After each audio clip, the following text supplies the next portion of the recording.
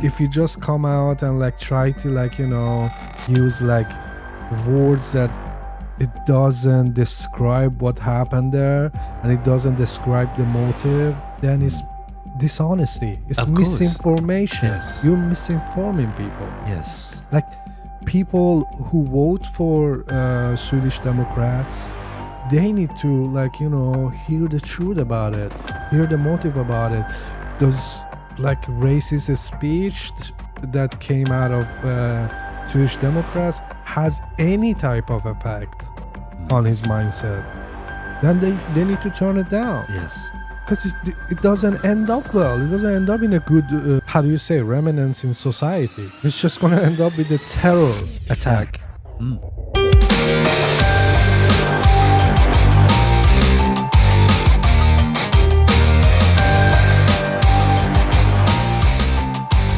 I wish I had a softer voice.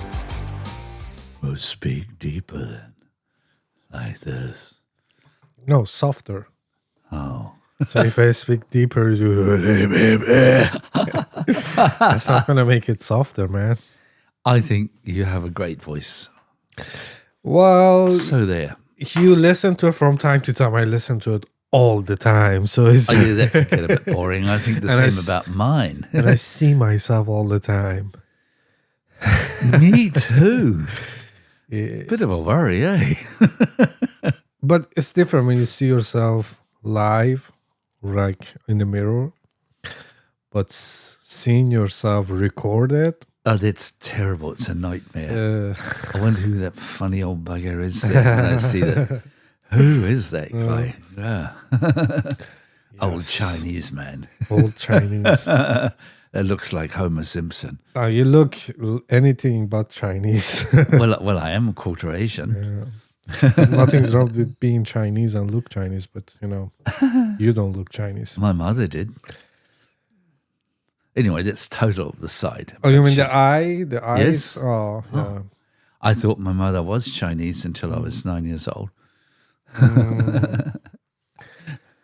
And that's absolutely nothing to do with our podcast today, Marnie, but never mind. We're warming up Here we are, warming up. with a dash of racism. Just a touch of racism. Oh, well, I don't think it's racism if you're just recognizing differences. Depend on who you ask. No, I It don't depends on agree. who you ask. Whatever you say that has anything race related in it can be taken as a racist God, comment. let's bring on some race stuff then. That's ridiculous, Yeah. Marnie. Really ridiculous. That annoys the hell out of me, frankly. Yeah, well, Yeah, it does. I will tell you what I said again, just for this, despite that. yeah. Until I was 9 years old, we lived mainly in Singapore. When I was very small, we lived in New Zealand. And I realized that my mother looked like all the local people there. So I think, oh, cool. My mother's Chinese. I'm half Chinese. Yahoo. That was fine. And we had a Chinese housekeeper. And I used to confuse her with my mother sometimes. They looked so alike. Excepting that my mum could speak English and Nimpeng couldn't. Anyway, then we went back Could you speak English back then? I could speak English. I couldn't speak Chinese. No, but how old were you? Oh, well, I'm talking about from 4 or 5 onwards Oh, to yeah, 9. yeah. So I you could speak. started speaking. Yes, of course, yeah. Anyway, then when we got back to New Zealand, I discovered my mother wasn't Chinese. She was half Maori, which is Asian anyway. Oh, wow. There's even more things to discover. So you are Asian. I am quarter Asian. But is yes. it Maori Asian? Yes. Considered Asian. Yes, they have, well, Polynesian. Polynesian. But Polynesians have their roots, according to DNA, mainly in Taiwan, which is pretty Asian. Belly of the beast. I I have suspicions that they have, it goes further back to India because a number of words in the Maori language or Polynesian language are identical to Sanskrit. So who knows, but definitely Asian, absolutely. Interesting. Yeah, isn't it? I think it's fascinating. There are also DNA connections to what do you call it? Aztecs and Incas. So they have. I still think that they came from Taiwan out into the Pacific and then went on to South America or Central America. So Maori people are really interesting. Are they amazing navigators? You think about it. They had canoes, big ones with sails on them, and an incredible knowledge of astronomy and incredible ability to read the waves, read the clouds, movement of seabirds and that.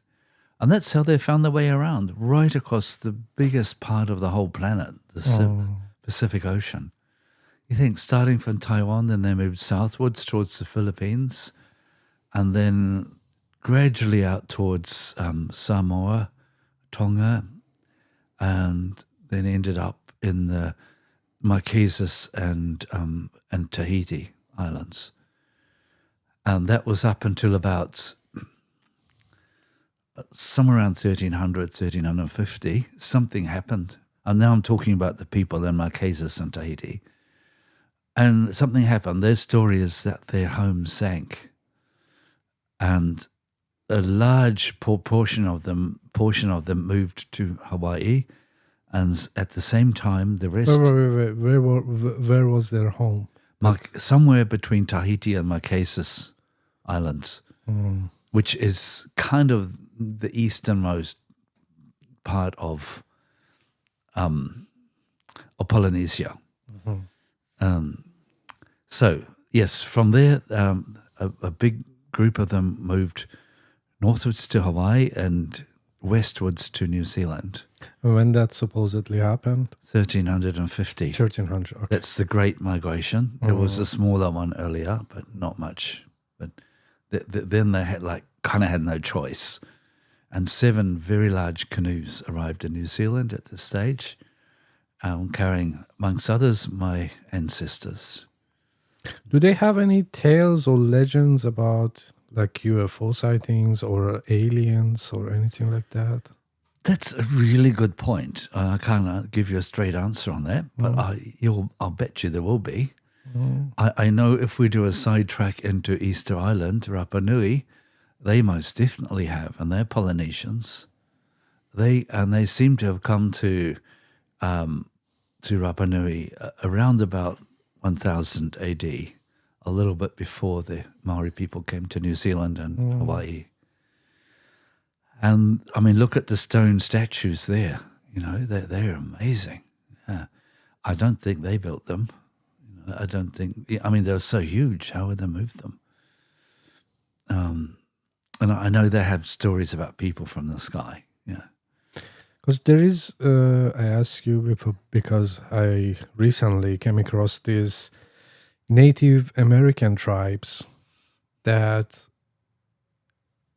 a guy was interviewing them in the podcast, and he was like, yeah, the guy could speak their language, their native language. And he asked them have you sighted or have been visited by any type of, paranormal beings, extraterrestrial beings?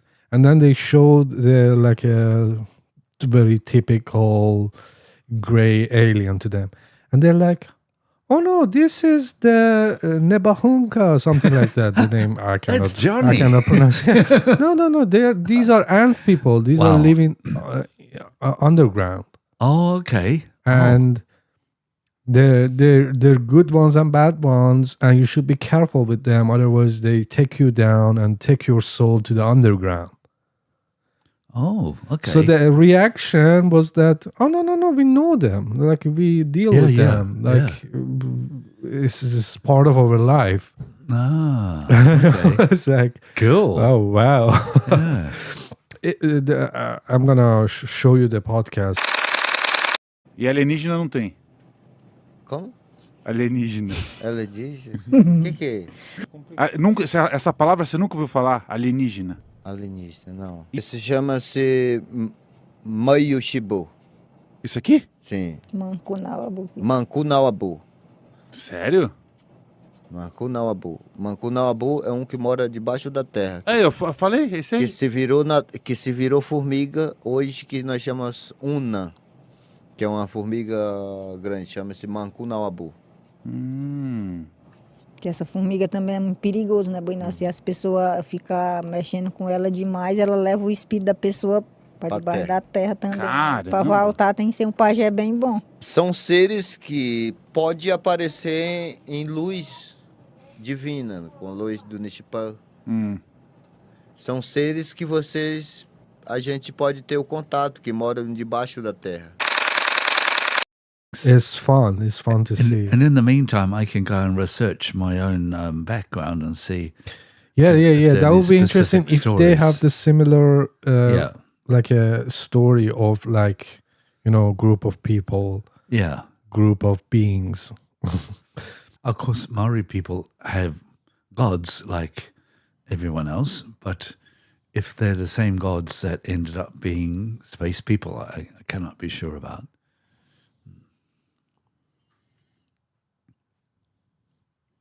Yeah, but this was interesting because they didn't like relate it to gods or just they're beings. like, no, yeah. these are like these Yeah. are live with It's us. Johnny like, Underground. Yeah, it's like talking about it like a race of animals or Yeah, like another race of beings. Like Yeah, they sure. were used to it. So that's the thing that Yeah. was interesting. It was like, And frankly, I think it's quite a good distraction from what's going on the planet right now. To be talking about something else. I quite enjoyed that. Yeah, I think all of us need to sit back and recalculate our next move and how we're gonna deal with this. Yes. Yeah. It's like the word that goes around is unprecedented time. Unprecedented time. It's like repeatedly. It's like, can it just be precedented time? You mean, I know what you're saying. You really mean unprecedented, but it's unprecedented. Very well said, Marnie. Yeah. So it's like weird. Like, okay, how can it be normal? Like we can It's make not. it normal. Yeah. Yeah, but we can make it normal. We can take it normal. It's like, yeah, okay, this shit happens. Like a lot of shit happens but it's up to us to change it in the future. Yes, absolutely. And one thing that, talking to Jan this morning, I was sort of about this. It's like when all these horrors happen all at once, like all this stuff with the Trump and Musk, and then with these mass shootings here in Sweden, it's like, I think it really easily brings on a feeling of hopelessness that we don't have any control. We're ending up sort of being some kind of victims. And that's one thing I wanted to touch on today, mister. Just one aspect to start with, which is microcosm is macrocosm. And what that means is that we are all connected. And that is a quantum physics reality within quantum physics, also within Taoism, and you'll find it all over the place. That we are not separate. Separation is a fantasy of our intellect, but it's not true. With that in mind, I mean, of course, to me, that's something that it's really hard to put into a concrete understanding. I think we have to just accept that that's how it is. But where I'm leading to with this is, to me, that is, if we can really accept that, I think it helps us to come past feeling useless. To know that, okay, if I'm feeling bad right now, okay, if I shape up and start to feel a bit more positive about things and a bit more loving and caring, it actually makes a difference. we're not just some little insignificant, tiny spot on this tiny planet in this endlessly huge cosmos. Well, we are that too, but we are the whole cosmos. So taking time out to say, well, hang on a minute, I feel like shit here. I don't want this. How can we shape up? How can we get out of this dark place? So we have tools to work with on that. We have a part to play. We have a part to play that really matters. Everyone. Life is not just happening to us. No. We cannot be just reactionary. Exactly. Well, we can. Then we end up being we are most of the time ourselves a victim, but that's not necessary. That's the point I want to make. Yeah, true. It doesn't change what happens around us. Those atrocities are still there, but we can do our bit to, like the mass shootings. It's a dreadful thing, and I'm very, very shocked and upset about it. But if I let myself get drawn down into just all the horrors and that's not helping anybody. Certainly not the victims and the families of the people who are suffering right now. It doesn't mean I don't feel for them. I do deeply. But, I think we all have the ability to, I don't quite know how to put it in words, to see past that too. To see that isn't all there is on the planet. There's good stuff happening. There is still love, Yeah, sorry, come on. No, I understand what you're saying, but whatever happens, good or bad, we can make some type of sense out of it in terms that it helps us. In terms that it helps us in the future events, or how to prevent this from happening, or how to. Thank you. Yes. Yeah. How do you say support this to happen again if it's a good thing? Yeah.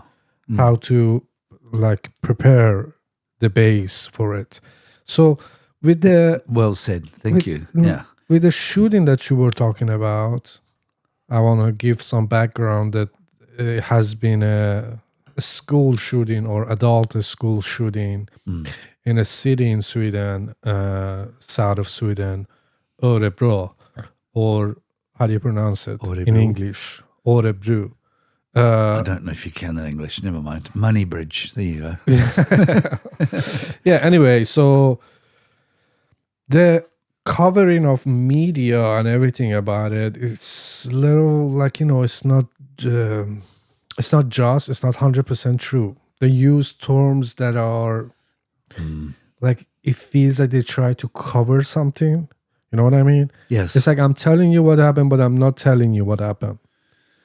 I'm telling you, there are people that died, and there are people that their life has been spared by the guy that was white, that was Swede. But I'm not telling you, those people who were the victims and who were those people that their life has been spared by that guy. So it's it comes down to that meme from Family Guy that it's it has a skin tone color, and the white or light ones is disturbed, mentally disturbed, and the brown shades of brown is just terrorist. So it depends on the color of a skin or your background. We call you different things. And they were playing with this because at the start, so they didn't have enough information. But now it's 2 days after. Yes. And they still don't mention this. Of course, at some point it's going to come out. But with all the other horrible things that happened, and the person was not white, they right away said terror attack, right away. Yeah. So I don't know, maybe it's obvious sometimes. I give them the benefit of the doubt. Maybe it's obvious. At that point, they have all the information. Yes. But never with a white person. And it's not, it's not only in Sweden. It's like it's just a common pattern you can see in all around the globe. Whenever something happens that a white person, they just say, "Oh no, it was just a crazy loner. Yeah, He was a lone guy, mentally disturbed." And whenever it's like the skin color get darker, terrorists.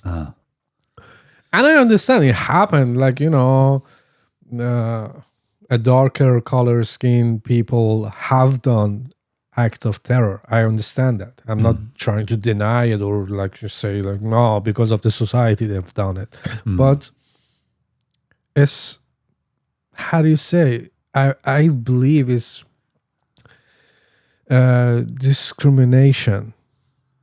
Oh, definitely. From all different organs, from police, from media. They try to paint a picture for you. Like, no, there's a disturbed guy.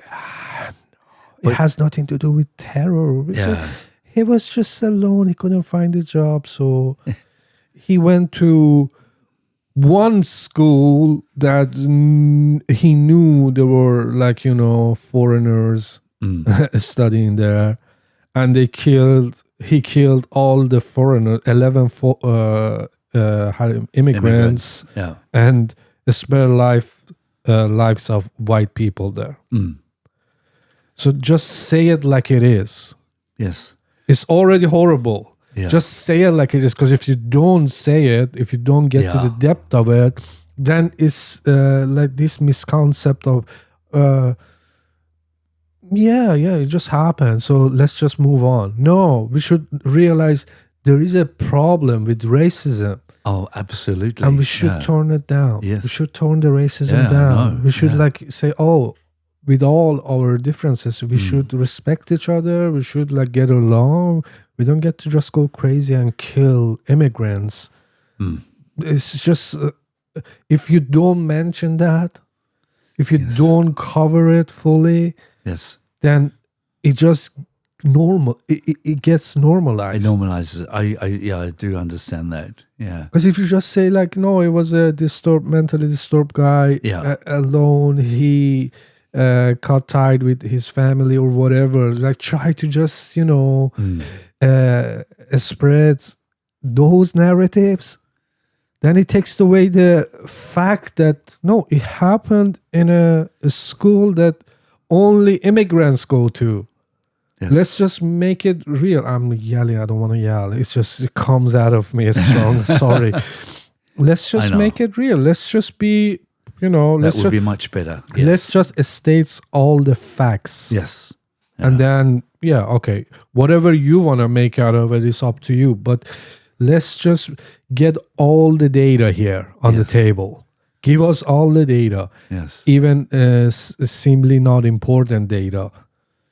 And let us make our minds about it. Don't put fucking words in our mind. Like, no, mentally disturbed, alone guy, have no family, had no job.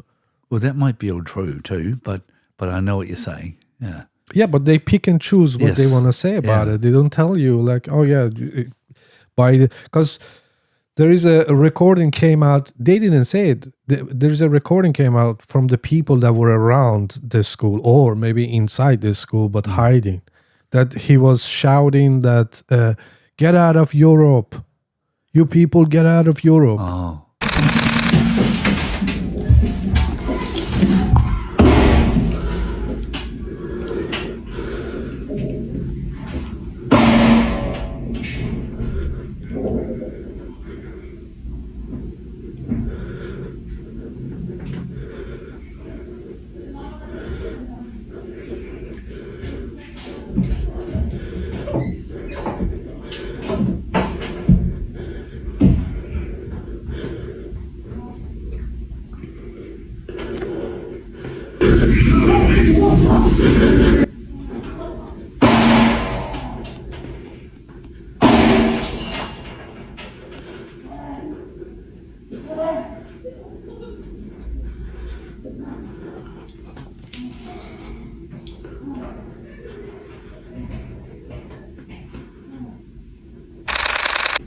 Oh. So what does that give you? What impression that gives you? I understand. So and they didn't want to come up. Maybe they didn't have access or they didn't see it. But when it came out in social media, then they comment on it. I'm wondering, like, are we gonna have a documentary within a month or two in TV4 in Sweden? Probably they might get to the depth of it. Like, okay, yeah. The motive was racism, Yes, based on this and this and this, and he couldn't find a job, but like it was attached to because like some immigrants were working on it, or the person that was interviewing him was an immigrant. Somehow, yes, it got him to the point that comes and kill 12 or 11 immigrants. But I'm afraid, Mani, that this lovely country, Sweden, has got a very deep base of racism, which I have also encountered in a sort of a double whammy way. So I'm not surprised to hear what you're saying. To me, that's kind of the norm of how things get reported. The thing that often I encounter is someone will come up to me and, them bloody immigrants, they should all go home. Look what they're ruining everything. And when I say, hey, wait, mate, I'm an immigrant. And I know, but you're not like them. I said, yes, I am. I am colored, even if I'm pale. I am an immigrant. I'm gay. These are all the things that you're saying we should be throwing out. Yeah, no, you're no. So what they mean is, yes, you look like us. Yeah.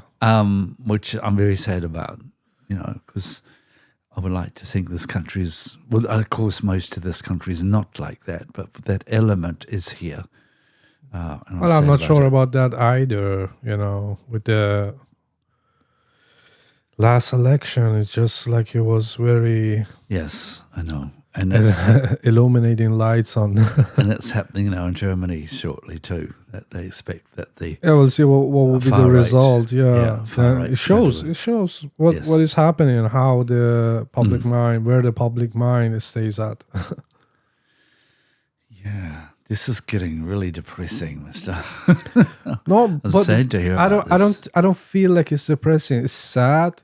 It's heartbreaking, but I think we need to talk about it and we need to get to the bottom of it, of course, to be able to move forward from it. But if you just come out and like try to use like words that it doesn't describe what happened there and it doesn't describe the motive, then it's dishonesty. It's misinformation. Yes. You're misinforming people. Yes. Like people who vote for Swedish Democrats, they need to hear the truth about it, hear the motive about it. Oh, does like racist speech that came out of Swedish Democrats has any type of effect on his mindset? Then they need to turn it down. Yes. You know what I mean? Yeah, of course. Because it doesn't end up well. It doesn't end up in a good, good, how do you say, remnants in society. Yeah, sure. Yeah. It's just going to end up with a terror attack as it is. Let's call it what it is. Yes. Yeah. Terror attack on innocent people. Yes, of course. Yeah. On legal immigrants. Yes. I know. So what I'm thinking is just that, justice needs to be served. And absolutely, yeah. And this on top of all the Trumpitis that's infesting the world too. It's been a tough week, tough 2 weeks, isn't it? Yes. But I think, as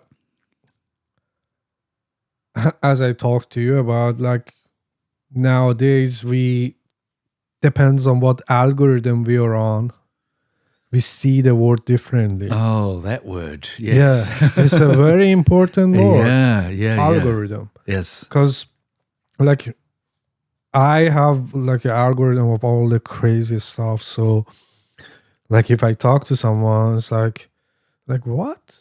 Tartarian? What? These alien drones? Who said that? It was like, what algorithm are you on? Yeah. You know what I mean? It was like, yeah, you should be aware of all this, even though like it's up to fact check and everything. Yeah. Like you need to like get to the source and see if there is any truth in it. But to not know anything about it, Yeah, I get you. that's weird. Yeah. So what I'm thinking is that if you're like I don't know, left wings or right wings or whatever, you should always have some opposite narrative about what you even believe in. Like you should have it in your algorithm Yeah, of course. to have the wider, To be informed, yeah. Otherwise, you're going to be fooled by the side that you are supporting and fighting for. Well, I think that's how conspiracy theorists, how they build on themselves too, because they only see what they're even creating with their own algorithm, as it were, and they just focus on that type of news. So that's all they see, and they see more and more and more and more of it. Yeah, I guess what you mentioning, like people who are a little out of it, because conspiracy theories is not only like, people that just talk about crazy stuff. It's like there are people like they show you like evidence for what they say, and what they say is crazy. Sure. But they still like talk. They don't talk out of their rear end. They have some evidence to show up for. They like see things around, and as crazy as it sounds, what they say, it's like, yeah, this is you make your mind whatever you want to make out of it. This is it here. And it's good to have that perspective too, even though like of course you have to do your own research, like see what other sites or other narratives saying about that topic. But if you just go with the acceptable mainstream media narrative about itself, then it's just like gives you a shallow layer of reality. Yes. Yeah. You absolutely can live your life on it, but you're never gonna, get to the point of what's the meaning of life? What am I doing? What am I even? Because these are not important questions. If you follow the mainstream narrative, it's like you're not worth that much. You don't have to ask questions. You just have to follow the orders and like follow the narratives. Yeah. Put your mask on. Don't put your mask on. You know what I mean? It gets to that point. So how do we fall out of that trap with the algorithms? How can we take back control? I think you should, first of all, you should be aware of it. Yeah, well, it's a good start. The awareness is the first thing that you need to, that's why I'm feeling like this, because all the videos, all the news, all the everything that I hear in the media in this phone that I have is telling me that. So it's making my reality. Yes. If I do know. If it clicks in your mind that, so yeah. Of course, I follow those pages or whatever, channels or media or whatever, but that shouldn't shape my opinion. Sure. I should be able to see other narratives too. I should be able to see like, okay, what the other side says about this. Yeah. Yeah, they're not that wrong, Sometimes you have to just calm down and like see things for what they are. Get some objectivity. Exactly, be objective about it. It's like, yeah. Yeah. That doesn't sound. I don't know how we know when we've reached the point of being objective, though. But I hear what you're saying. Like it's a hard instrument to play. It's not a black and white thing, is it? No.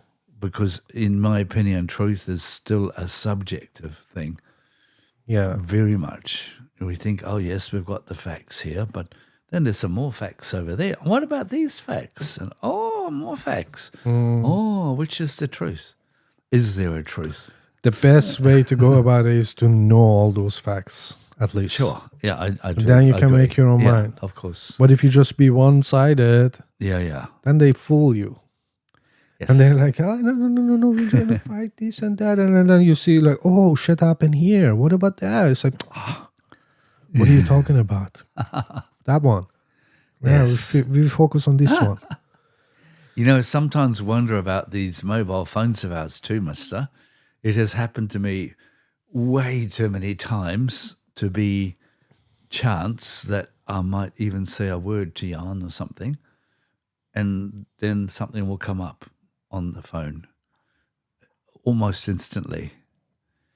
Like I might talk about, let's travel to France, for example, and suddenly there's an ad for France. Sometimes I've even thought things, but God knows how they get inside my head if that's true. Yeah, I fully understand. It's like a common phenomenon that people experience. I know. Yes. Why I'm mentioning this is because of what you're saying. That obviously creates what I see in my phone. Even just a word mentioned while the phone's not even on, apparently not on. Poof, there it is. Well, they already have the cyborg version of you. So every activity you have online, it just shows. Sure. It can even, as you said, like you have a thought in your mind. They can predict it Yes. from what data they have on you. Yeah. They can predict like, oh, now he might think about vacation. Because all this, he's been burned out now. He might think about, no, seriously, because enough data can make predictions. Yes. Like what will be the next move? What will be the next decision? Or what will be the next thought in your head? But they don't know about my interest in prehistoric tools, do they? Let's see if that turns up now. Well, with having this podcast, yeah, they do. I just made that up, but we'll see. No, I'm thinking really the algorithm, we should take the algorithm very seriously because as it is right now, it's out of our body. Yes. We can shut it off. Yeah. It's very hard, even though it's in our hand. It's very hard to not have your phone for 7 days or something. Oh, I know. Some people have a hard time to not have it for 5 minutes even. I recognize that. But imagine if we have some type of chip inside us, inside our mind, that we cannot take a pause from it. It's constantly giving us information, constantly reminds us of what's happening in the world, whatever it is, we should do this, time for that. And it almost takes away the sense of being human. Because it's being human, is part of it. It's like sometimes you're lazy, sometimes you're forgetting, sometimes you stop whatever you're doing, take a pause, meditate or whatever, You have that option. But with the algorithm, AI, and the neuroscience that is getting to the point that we emerge with AI. Yes. Which I predict that we will in near future, maybe in 20 years, 30 years. Oh, really? Or maybe sooner. Who knows? Oh, wow. We should be very careful about the algorithm. So don't let your algorithm fool you. Be aware of it.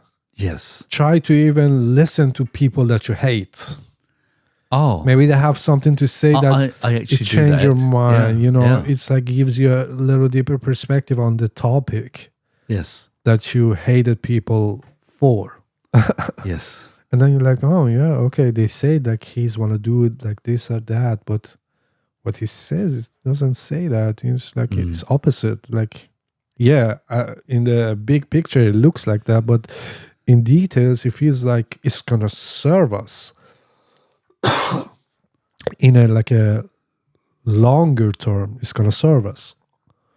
So that was the thing. I was very curious about it. I was like, oh yeah, because I was just listening to left media and like, people like just talking Yeah. about all this. And I was like, wow, man, it feels like I hate everything that is on the right wings. But then it's like I was sort of listening to some right wings. Not that I agree with any of it, but I was like, okay, now at least my perspective is more balanced. And the balance is very important. Algorithm, balanced, these are the words that you need to think about. Well said. Thank you. I have, with a good friend in this last year, been to a number of political think tanks because it is the thing I'm least interested in is politics. And it was a real eye-opener. I still don't want to get interested in politics, but I'm glad I went. It did just what you said, like it stretched me out a little bit outside of the box. I'm very thankful for that. And I did learn a lot about politics too. Wasn't as boring as I thought. Yeah. But thanks for that little summary of. I think that's important. You're right. Think outside of what our opinion is, and expand. Yeah. True. Well said, Mister. So what was the next thing that you wanted to talk about? You can just go through it. Oh, yeah, I've got this list here, which I wrote yesterday because I was feeling so kind of, I was feeling the opposite to this list. Like, what's the point, Just seeing all this destruction that Trump and Musk are causing and then this awful thing happening here in Sweden, the combination really made me stop and look and say, okay, how do we get through really tough situations like this? And I've written a list of things. The first one I wanted to talk about is unconditional love, which sounds very nice and fluffy and woo-woo, and it's probably the toughest challenge any of us can take on. And unconditional love means we love everyone without conditions and without exception. And that is huge. In our society, there's this thing that if you're kind and loving, you're also weak. And which really annoys me a lot because it's quite the opposite. I'm not 100% unconditionally loving by any means, but I'm working towards it. And I might get there later in life. I might not, but I know and understand the concept. And to me, that's extremely important. For example, if we take Trump and Musk, it's very easy to hate those two, but we don't have to approve of their actions, but we must remember they are also part of us, that they're not separate. Microcosm is macrocosm. They're part of the macrocosm for us. So just bearing that in mind, it's sort of, what it does for me is it gets me out of the hate spiral, the hate and anger. I'm not approving of their actions 1 second, quite the opposite. And we do not have to accept them. Thank goodness we're not in the United States. But we are being affected out here too, of course, in lesser ways. So that's the first thing I really wanted just to throw in there is working being like our cats. We have a cat called Lilleman, and he is the most loving being I ever met. Everyone that comes to visit us gets licked and slobbered to death, and he decides how much love you're going to get, and you can't put him down. He'll come back and he'll give you the love that you need till he's finished. And even to dogs, I didn't think he would have liked a dog, but this big dog came to visit the other day. There he was, goosing and kissing the dog on the nose and licking the dog. And no exceptions. And to me, what that what this does for me is it gives me back, or gets me out of that pit of anger and possible hatred. So I want to suggest that as a really good challenge to taking back control in really awkward situations or awful situations like the world is in right now. And I'm not saying in this that we have to love what's happening, not at all. I'll get to that later. But, it's very important that when one is being unconditionally loving, to have really clear boundaries too, as to what we accept and what we don't. It's not just all, la, la, la, la, love, love, la. No, it's not like that. I don't know how that works for you, Marnie, but that's my first point on my list here. I think our understanding of what is life, what world are we living in, and everything can shape that behavior. Yes, because it's the approach. But if you don't understand that you're part of it all, and if you're part of something that you hate, you are part of that too. Yeah, and understand it and accept it. And take your approach of you do better. Yeah, thank you. As much as you hate on, I don't know, Elon Musk, Trump, or whatever, you yourself do better. You cannot change Trump. You cannot change whoever. You cannot change even your brilliant kid or your girlfriend or your boyfriend or anything. You can't. You can try. Maybe to some degree, but you can never change someone to your liking. But then if you did, that's not unconditional, is it? Exactly. It's a condition that you put on unconditional people. Love means taking people as they are without judgment. But it has to happen inside you. Of course. Yeah. With you first. You should accept yourself 100% and love yourself 100%. That's always the start. Yeah, start to change things around. What am I going to gain out of hating and out of speaking out of hate about this guy, this thing, that thing. I just want justice. I want love, peace, and unity. Yes. But what I'm doing doesn't create any of those outcomes.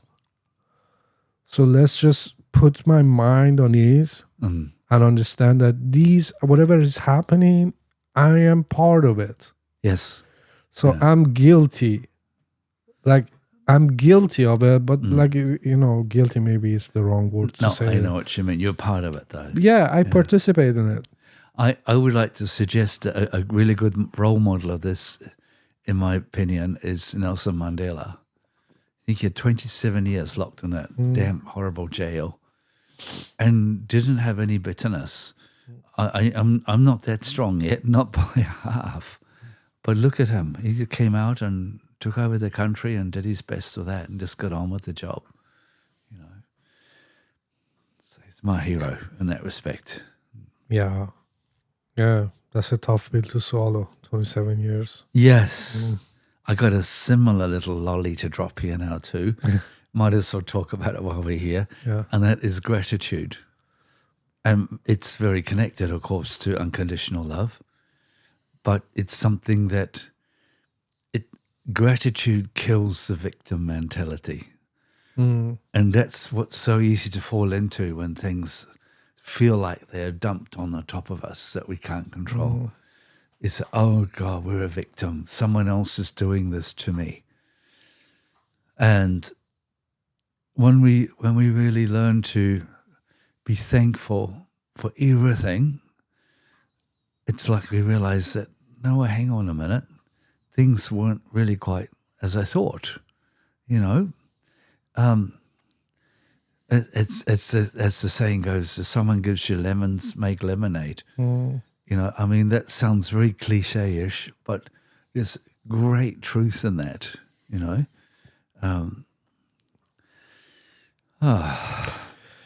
I guess whatever you say is fall under the category of being mindful. Yes. The mindfulness, having gratitude. Because I understand. Like, okay, your daily experience, whatever you experience, how can you make it better? Yeah. If you're dealing with some stuff that Oh. is horrible, and as you say, it feels like it's fall on you, and you're under a lot of pressure and Yeah. weight of it, like heavy on you. I would like to look to Jan for that, my partner. In the 28 years we've been together, he has nearly lost his life 4 times.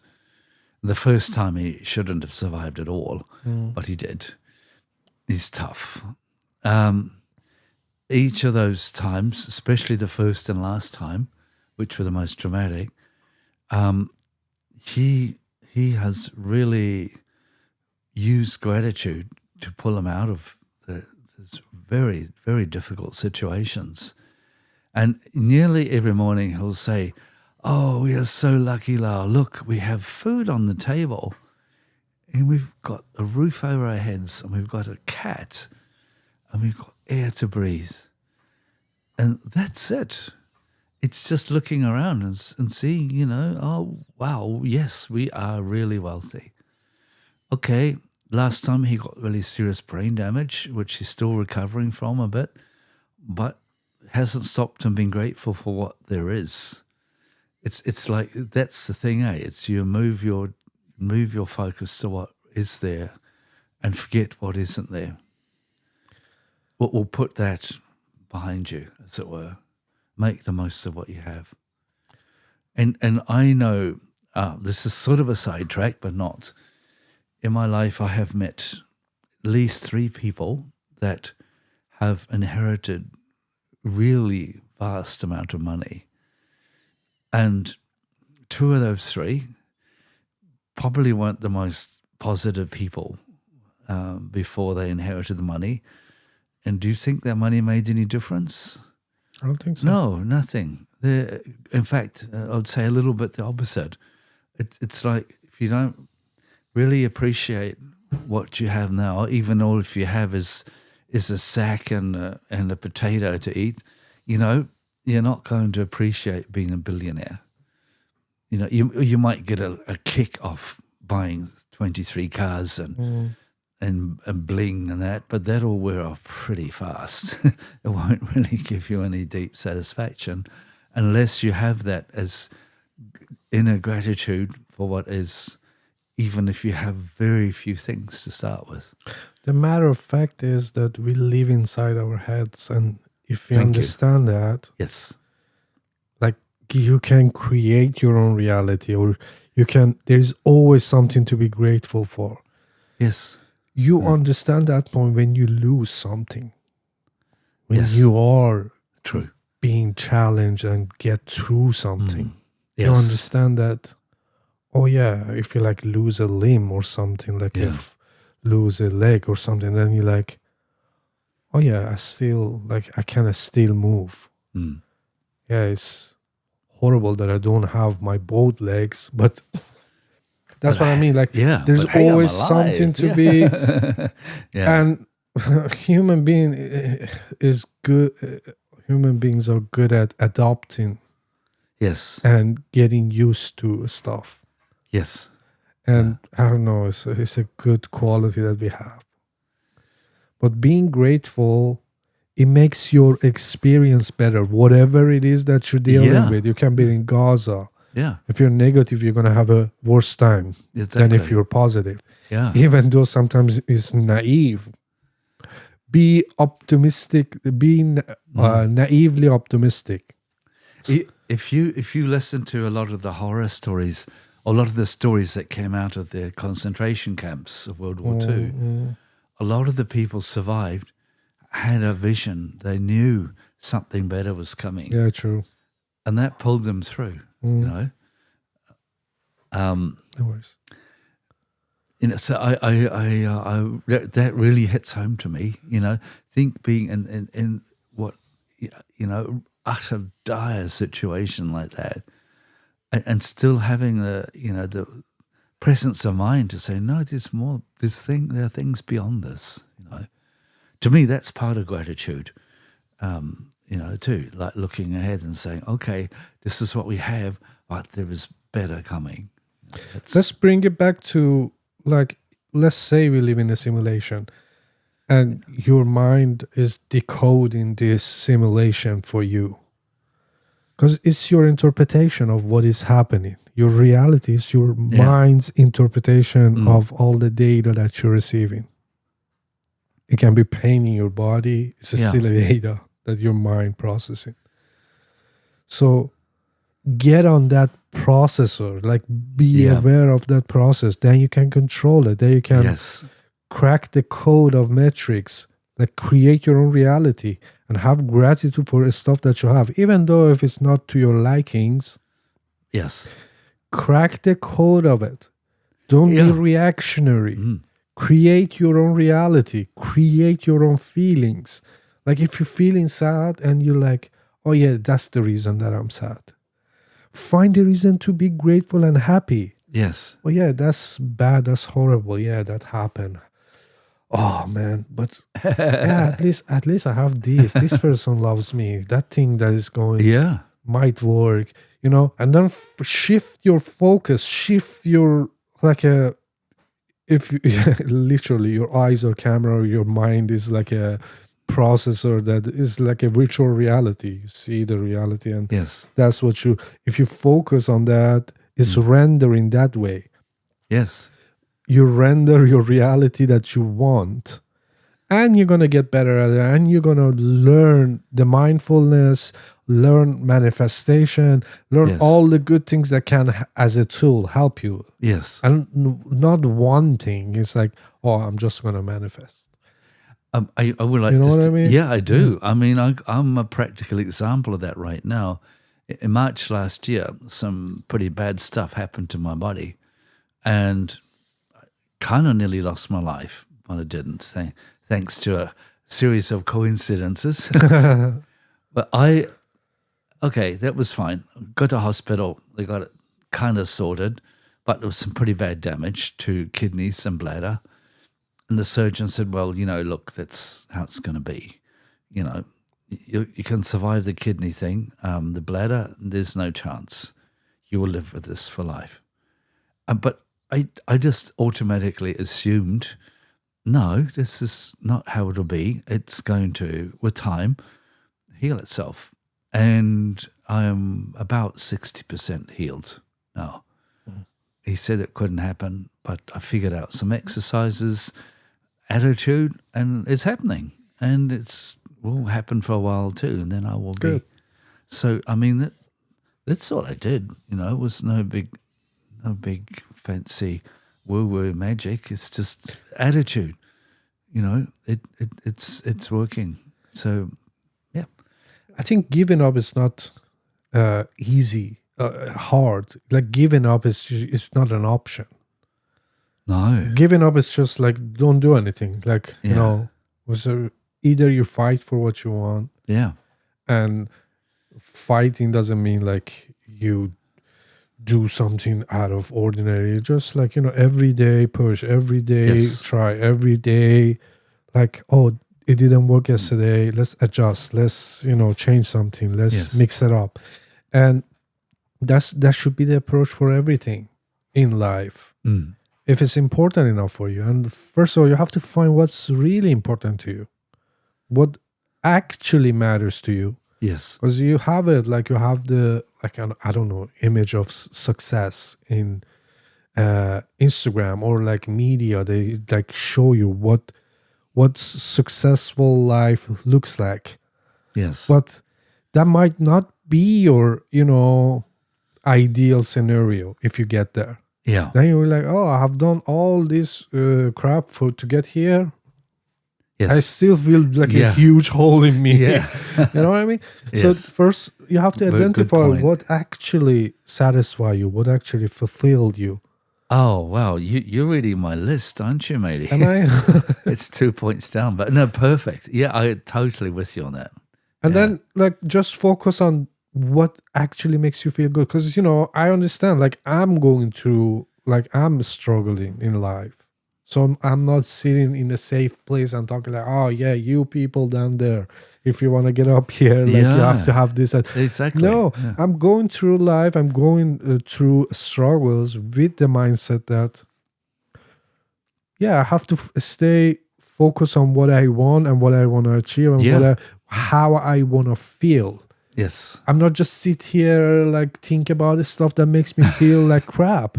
I'm not gonna do it. Good. Yeah, they're there. I understand that. I'm not naive. Money. Yeah, I see like how it can hurt me or how potentially in the future it's gonna damage my whatever. But I'm not gonna give up to that feeling. Yeah. I'm gonna focus on what I can do to make my life like shift to the side that that thing doesn't matter anymore. Yeah. And that's the potential that I have. Like I realize my potential, how I can go around and not focus on something that might hurt me. Yes. Instead focus on something that might help me. Yes. And that's like a really simply you can put it, but it's a complex things for your mind to understand it. And that's why mindfulness, it's like, as I said, it's a category that all these small stuff is like it falls under it. And if you understand that concept, whatever you do, first of all, you're going to find the thing that you're actually passionate for and you actually would put the effort, would go the miles to get there. And then you're going to do whatever that you have in you to achieve it. Yes. Yes. So yeah. Brilliant. That was my next point. Was it? Mindfulness or being present. But that's, you said it beautifully, Mani. Thank you. No, but people think like you have to go to the seminar of like Tony Robinson or whatever to be able to like be positive about your life. No, just create your own reality. Yes. Wake up, whatever you have, make the best out of it for that day, that moment. Yes. Okay, these are the stuff that bothers me out from last night. Next week I have to do this. I have to pay this bill. I don't have money, man. How can I? No, but right now, what is happening right now? Be present, as you said, and think how you can make your day better. Yes, not that don't care about anything that you need to do. Yeah, but be productive with your day. Yes. Because actually, just backing up what you're saying, the present moment, this is where creativity lives. This is where love lives. This is where joy lives. It's not tomorrow or it's not even the next second. It's this moment, you and I sitting here talking to each other now. And that's why it's so important. It's always, oh yes, we must get creative. But that's pushing it out there. It's what we're doing right this second. That is creativity. True. This is love. This is joy. All these things to some degree. So I know that mindfulness and being present it's almost overplayed, but it's not. It is so much an important part of really doing the best of life. And not being a victim. This is really what we're talking about, I guess, not falling into that hole of depression and hopelessness. It's learning and being in the present moment is technique. It's not anything else. Eckhart Tolle's got brilliant description of it in his book Power of Now. So again, it's a specific, real thing. That one trains like going to the gym, and I have amazing monkey brain. I've got a long way to go before that's 100% real. But from where I started with working on being in the present, I would say I've probably grown 50 to 60% better of where I was, and that's pretty good odds in about 15 years. So I'm happy with that. Yeah.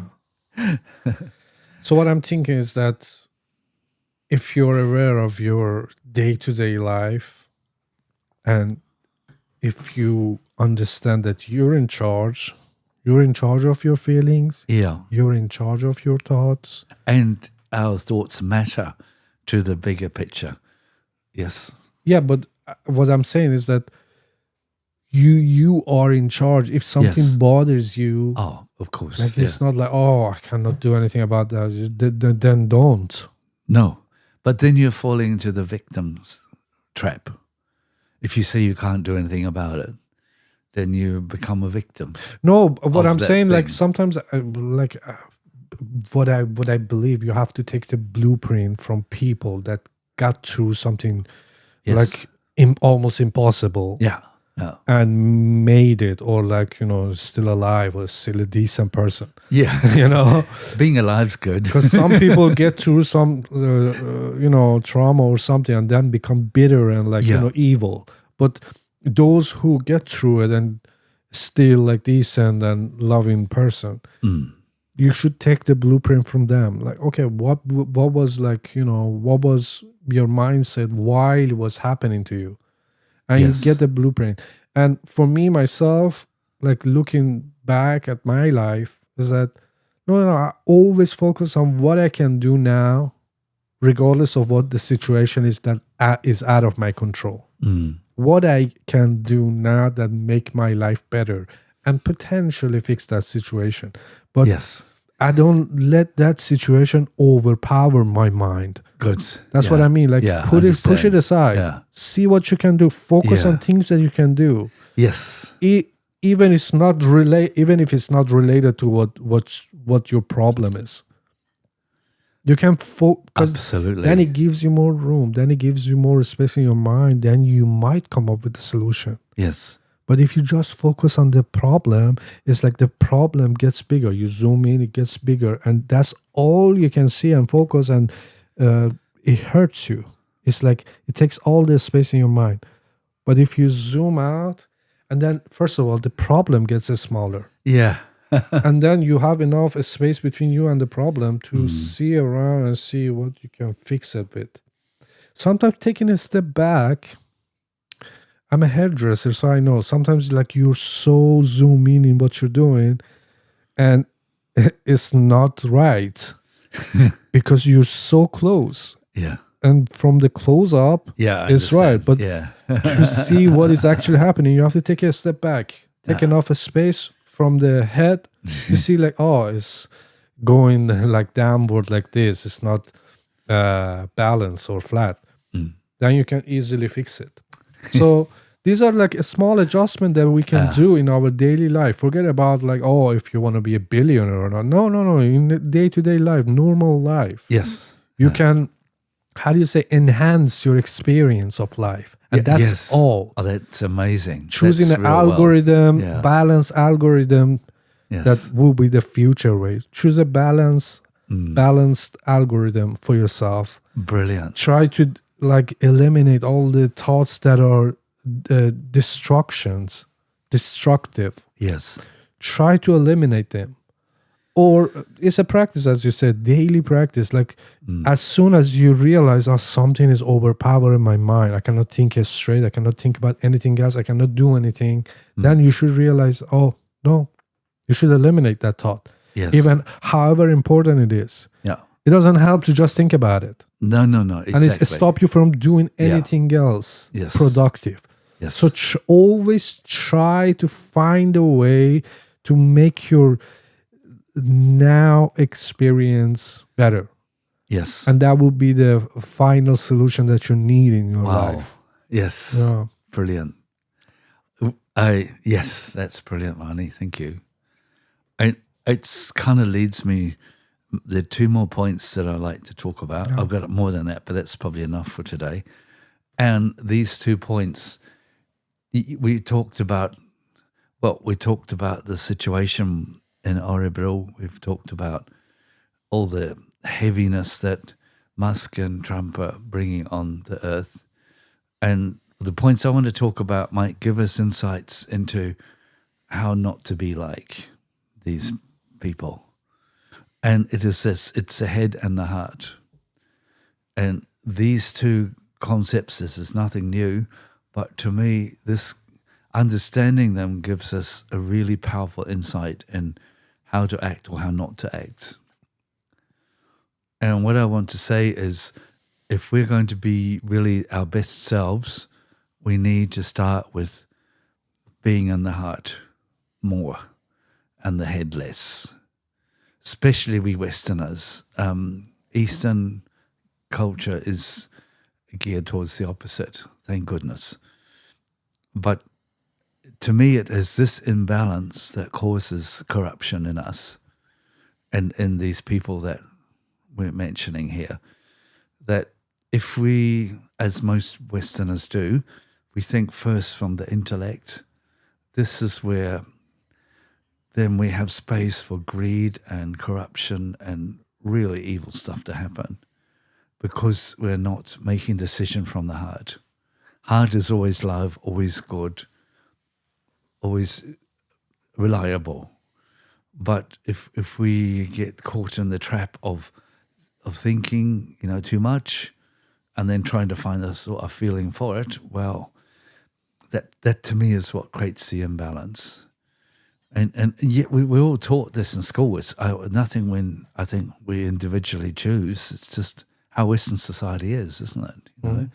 If you get good grades, you're a good person, you compete, you do better than the others, push them down, more productive, blah, blah, blah, blah, blah.